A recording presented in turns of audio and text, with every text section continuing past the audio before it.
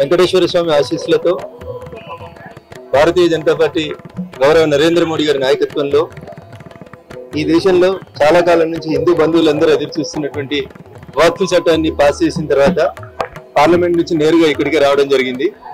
సహకరించినటువంటి రాజకీయ పార్టీల నాయకులకి, సహచర ఎంపీలందరూ కూడా ఈ సందర్భంగా కృతజ్ఞతలు తెలియజేస్తా ఉన్నాను.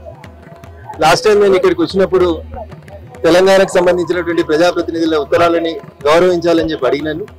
నా విజ్ఞప్తిని మన్నించి ఆంధ్రప్రదేశ్ ముఖ్యమంత్రి గారు, అదే రకంగా టీటీడీ బోర్డు చైర్మన్ గారు తెలంగాణ ప్రజాప్రతినిధుల లెటర్లని ఆహ్వానించి స్వాగతించినందుకు నేను వారికి ప్రత్యేకంగా కృతజ్ఞతలు తెలియజేస్తూ ఒక విజ్ఞప్తి రాష్ట్ర ముఖ్యమంత్రి గారికి, టీటీడీ చైర్మన్ గారికి, టీటీడీ ద్వారా వస్తున్నటువంటి ప్రతి రూపాయిని మున్సిపాలిటీలకు రోడ్లు వేయడానికో ఇతరత్ర కార్యక్రమాలకి వెచ్చించకుండా దయించి ధార్మిక కార్యక్రమాలకి మాత్రమే టీటీడీ డబ్బులు వాడాలని భారతీయ జనతా పార్టీ పార్లమెంట్ సభ్యునిగా నేను ఈ సందర్భంగా డిమాండ్ చేస్తా ఉన్నాను.